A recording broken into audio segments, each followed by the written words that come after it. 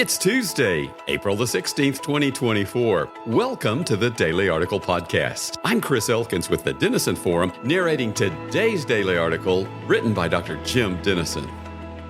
Monday was one of those days when I wished I could publish 2 daily articles in a day. I needed to respond to the global implications of Iran's unprecedented attack on Israel, but I would rather have written today's article instead.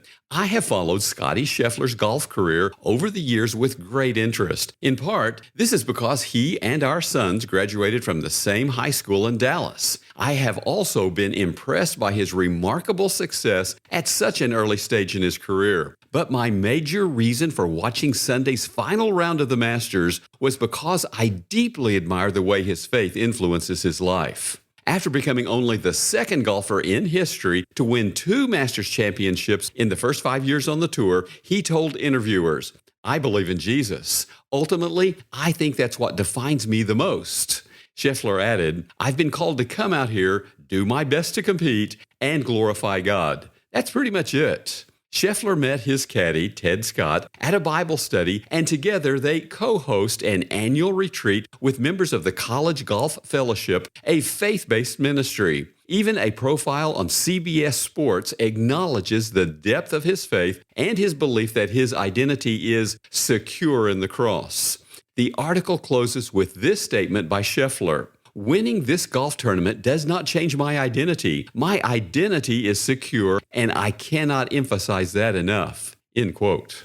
Scottie Scheffler's public commitment to Christ illustrates an empowering fact believers can embrace in our ever more secularized culture. April is Stress Awareness Month, but every month could carry the same emphasis. Americans are sleeping less and more stressed than in the history of Gallup's polling. 70% of American adults are stressed about money. The American Psychological Association lists the COVID-19 pandemic, global conflicts, inflation, racism and racial injustice, and climate-related disasters as contributing to our quote-unquote collective trauma. Stress is so prevalent that Bloomberg News calls it the great unifying force in America right now. Our loneliness epidemic contributes directly to our stress. Researchers report that those with a negative sense of community have significantly higher odds of reporting depression, anxiety, and stress symptoms. Loneliness has been linked to a higher risk of cardiovascular disease, dementia, and a host of other maladies. Research indicates that loneliness is worse for our health than smoking, obesity, or alcoholism. Interestingly, an agnostic writing for The Atlantic identified the decline of faith in America as a major reason for our lack of community and its damaging effects. Derek Thompson points to studies indicating that religiously unaffiliated Americans are less likely to volunteer, less likely to feel satisfied with their community and social life, and more likely to say they feel lonely. He writes, "I wonder if, in foregoing organized religion, an isolated country has discarded an old and proven source of ritual at a time when we need it most." End quote. By contrast, Gallup's recent Global Flourishing study reveals a clear connection between human flourishing and religious service attendance. Numerous other studies show the benefits of religious practice for mental health, marital stability and happiness, lowered crime rates, and physical health. However, our most powerful argument for the relevance of faith to life is made not by studies and statistics, but by stories. Christians who leverage their public influence to glorify God impact our culture in transformative ways. When Scottie Scheffler tells the world that his identity is centered not in golf, but in Christ, millions of golf fans and others take note. When he treats his fellow competitors with respect and responds to success with humility, even skeptics are impressed.